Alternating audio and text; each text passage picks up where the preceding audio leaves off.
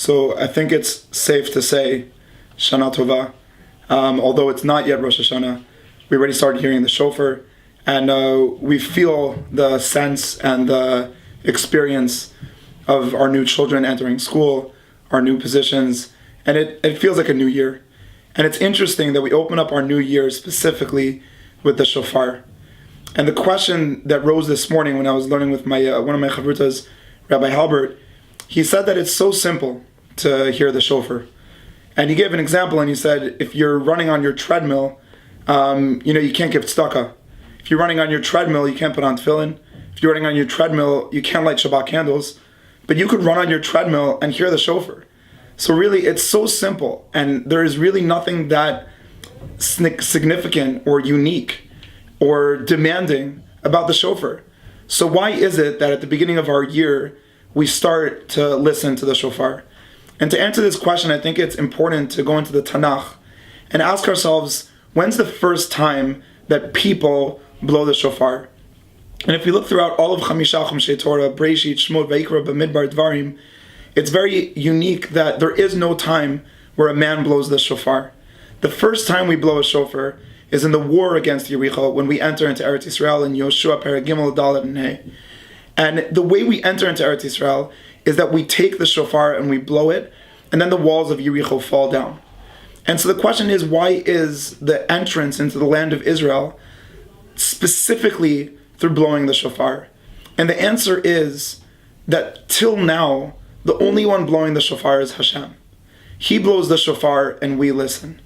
But as we enter into the land of Israel, we take that same object, which is called the shofar, and we say to Hashem, we've seen that you believe in us, but now we have to trust ourselves to be responsible for our identities and our future.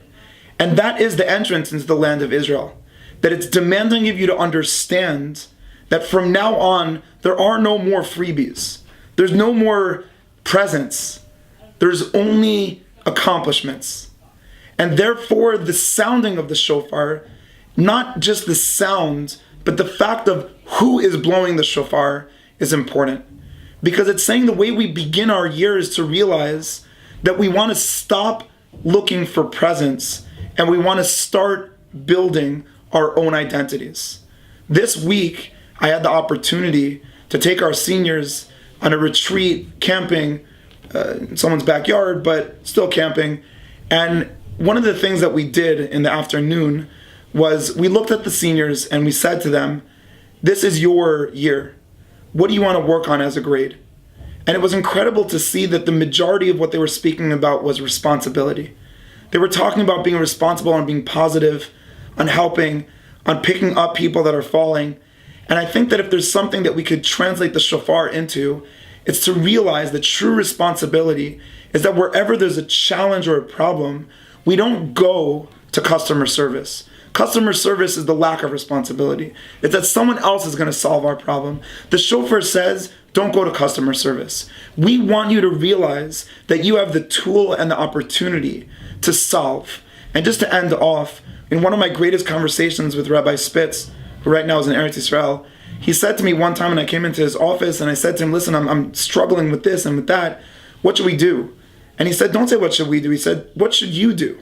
And he said to me, stop asking for me to take the shofar. Why don't you try to solve the problem? My bracha to our students and to our community this year is that we're capable to listen to the shofar and realize that if we can see things that are broken and become responsible, then we'll build a society through our school that can really transform a generation of waiting for solutions to a generation that solves all problems that we're introduced with. Shabbat Shalom.